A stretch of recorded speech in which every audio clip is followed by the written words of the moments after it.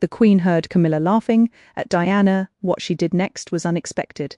There was something Elizabeth II never tolerated. It was not public indiscretion, although she hated it. It was not a lack of protocol, although she considered it unacceptable.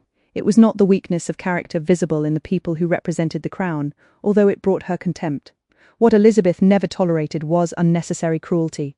There was a difference in her worldview between the difficult decisions that the institution required, which could seem cold from the outside, even if they were necessary, and the pleasure that some people found in the humiliation of others. The former was part of the function. The latter was a character flaw. The day the Queen heard Camilla Parker Bowles laughing at Diana was the day that distinction became operational in a way no one in the environment expected. What she did next was not what anyone would have predicted. This is that story. The context that makes everything matter. To understand the weight of what happened, one must understand the position that each person occupied in that structure. Elizabeth II was the Queen. Not simply the most powerful figure of the institution in ceremonial terms, but the person who over a 70-year reign had developed an understanding of the monarchy that exceeded in depth and nuance that of practically everyone around her. She had seen kingdoms fall and kings abdicate. She had survived scandals that should have sunk the institution. She knew exactly how much it cost to maintain what her family represented. Diana was, by the early 1990s, probably the most recognized figure on the planet. Not by chance and not just because of her beauty, but because she had found a way to speak directly to millions of people through the media, to present a version of herself that was simultaneously real and extraordinary. To the public, Diana was the humanity within the institution. To the institution, Diana was a management problem that had become unmanageable. Camilla Parker Bowles was the third figure in this triangle.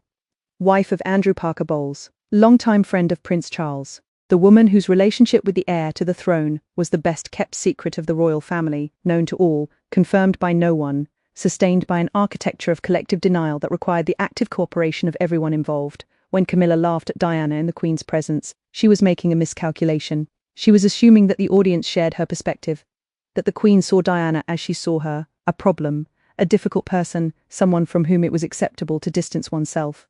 She was wrong. What the Queen saw that others did not see. Elizabeth II had a more complex view of Diana than most popular accounts suggest. The simplified narrative of their relationship presents Elizabeth as cold, distant, incapable of offering the emotional support that Diana needed. This narrative has elements of truth. Elizabeth was an emotionally contained person who had built her identity around institutional duty, and the kind of emotional crisis that Diana represented was genuinely outside her experience and her available tools. But the lack of available emotional empathy did not equate to political ignorance. The Queen understood perfectly what Diana was to the institution. She understood that her daughter-in-law's popularity was no accident. It was the result of a genuine capacity to connect with people that the traditional institution had stopped reaching. She also understood that Diana's difficulties within the marriage and within the royal system were not simply the whim of a difficult person, but the predictable result of having introduced a 19-year-old girl into a structure that was not designed to receive her as a person, but as a symbol. This understanding did not make Elizabeth a personal defender of Diana. The institution always came first. But it did produce in her a respect, cold, analytical, based on political calculation toward what Diana represented and toward what her public destruction would cost. When Camilla mocked Diana, Elizabeth did not hear the comment of someone on her same side making a private joke among allies. She heard someone who did not understand what was at stake. The moment in the drawing room, the exact circumstances of the incident have been described in general terms by various sources close to the palace. The specificity of the exact words is not on the public record.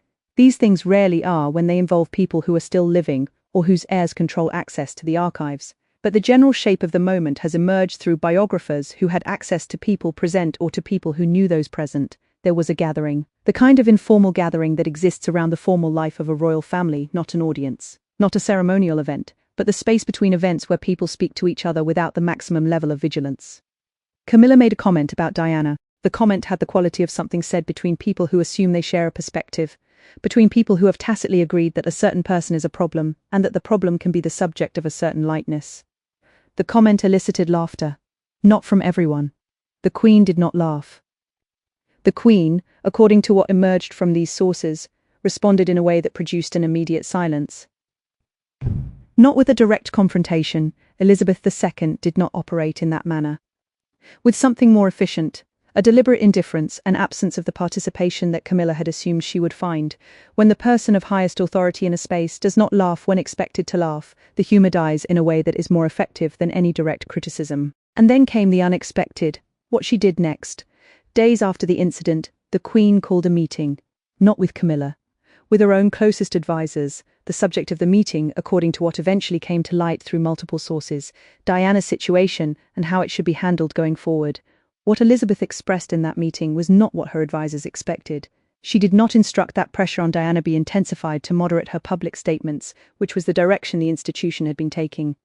She did not instruct that a quick separation be facilitated to minimize political damage, which was the position that some in Charles's circle preferred. She instructed that Diana be guaranteed access to adequate support, that her children have access to their mother without the restrictions that some in the palace were suggesting as a control mechanism, and, crucially, that the narrative being constructed from certain sectors of Charles's circle, the narrative presenting Diana as emotionally unstable, as a management problem, as someone whose deterioration was her own fault, not receive official palace approval. This last instruction was significant. It meant that the Queen refused to be complicit in the destruction of her daughter-in-law, not because she loved Diana in a deep personal way, but because she had heard someone laugh at her, and in that moment she had understood where that path led. The logic behind the decision, to understand why Elizabeth took this position, one must understand how she thought about the institution.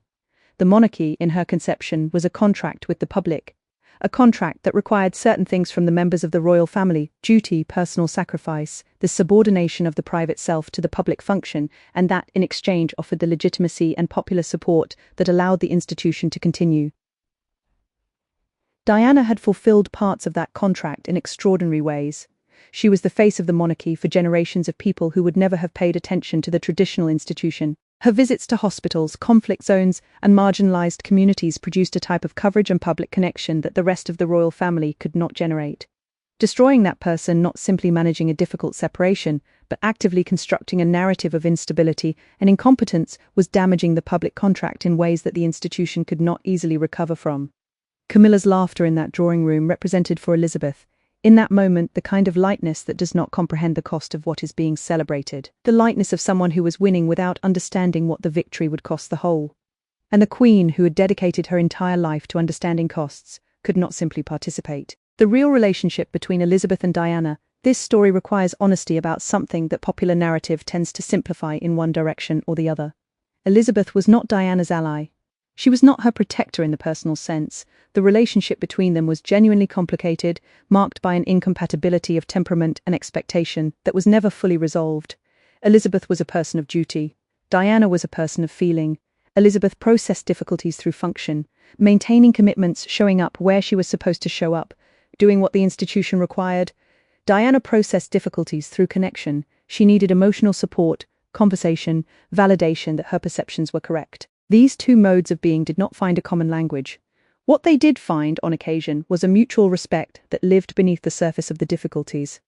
Diana had said, in conversations that her closest biographers documented, that she admired certain aspects of Elizabeth: her discipline, her sense of duty, her ability to keep going through everything.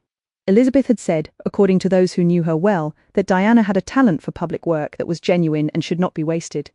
This mutually recognized respect, cold, and not without tension, was nevertheless real. And it was what made Camilla's laughter such a significant miscalculation. She was assuming a complicity in contempt that Elizabeth did not have. Camilla and the mistake of the assumed ally. There is a specific political dynamic that Camilla engaged in when making that comment: the mistake of the assumed ally. The mistake of the assumed ally occurs when someone presumes that the person in front of them shares their perspective on a third party, and acts on that assumption without having verified that it is correct. In low-stakes contexts, it produces socially awkward moments.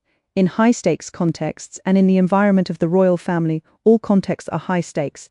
It can produce significant consequences. Camilla assumed that the Queen shared her view of Diana as a problem that could be treated with a certain lightness. This assumption had some basis. The Queen had expressed frustration with Diana's actions on multiple occasions, particularly with the 1995 Panorama interview. It was reasonable to infer a certain alienation, but alienation was not equivalent to contempt. And the Queen, who had spent 70 years learning to distinguish between what she felt personally and what the institution required, did not confuse the two things. When Camilla assumed complicity and made it visible, Elizabeth had to choose. She could participate, laugh, or at least not contradict. This would have validated Camilla's perspective and tacitly established that contempt for Diana was an acceptable position in that space. She could reject participation, and in doing so, signal that Camilla's assumptions about shared territory were incorrect. She chose the second option. And then she took steps to ensure the choice had consequences. The consequences that followed, the instructions that the Queen gave her advisors after the incident, did not produce an immediate dramatic change in Diana's situation. These things rarely work that way. The family and political dynamics at the core of the royal family were too complex to be resolved by a single instruction. But they did produce a containment. The most destructive narrative about Diana, the one presenting her as dangerous, unstable, deliberately manipulating the media against the institution, did not receive the institutional backing that some in Charles's circle expected it to receive. When journalists and biographers sought sources within the palace to confirm that portrait, the sources did not appear with the consistency that would have been necessary to establish it as the official version. This was no accident. It was the result of instructions that came from the top. Elizabeth was not protecting Diana out of love. She was protecting the institution from the costs it would have paid if it had actively participated in the destruction of the person who was, for millions of people around the world, the most human face of the monarchy. The distinction matters because it illuminates how Elizabeth worked. Her decisions were institutional, but in this case, the correct institutional decision happened to be, incidentally, also the most just decision. What this moment reveals about Elizabeth: this incident is a window into something that accounts of Elizabeth II rarely capture with precision: the difference between her emotional coldness and her moral clarity. She was cold. There is no need to romanticize this. Elizabeth's coldness in situations that required human warmth caused real harm to people who needed it and did not receive it. Diana was one of them. Her children, in moments of crisis, were others. But emotional coldness did not equate to the absence of moral judgment. Elizabeth had values that had been built through decades of study, faith, and careful observation of what human institutions can and cannot survive.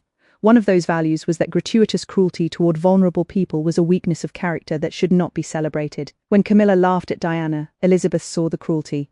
Not the cruelty of an evil person. Camilla was not a fairy tale villain. But the unconscious cruelty of someone who had won so much that she had forgotten what it cost another person for her to win. Elizabeth knew that cost. She had measured it with the precision of someone who understands what things are made of and what they cost, and she decided that she was not going to endorse it with her laughter. The legacy of a silent decision, Elizabeth II's major decisions, were rarely dramatic. She did not give confrontation speeches, she did not call press conferences. She did not make public statements documenting her position in the royal family's private conflicts. What she did was more efficient. She exercised power through precise instructions to trusted individuals and allowed the results to speak for themselves. The decision she made after hearing Camilla was of this type: silent, institutional, without announcements, but with consequences that protected Diana, partially imperfectly, in ways that could not compensate for everything the institution had failed to give her, from the most destructive version of the fate that some had planned for her. After Diana's death in August 1997, it was Elizabeth who finally yielded to public pressure and left Balmoral to return to London. It was Elizabeth who agreed to fly the royal standard at half-mast, something unprecedented, over Buckingham Palace. It was Elizabeth who gave the address recognizing that Diana had been extraordinary. The speech was criticized by some as belated. It was. But it represented something that had been taking shape long before, from a drawing room where someone laughed at a woman who was not there to defend herself, and the person of highest authority in the room decided that she was not going to participate in that. The laughter that did not happen, the story of what Elizabeth did next, is also the story of what she did not do. She did not laugh. This omission, this absence of participation in the shared contempt that Camilla sought, was itself a form of action.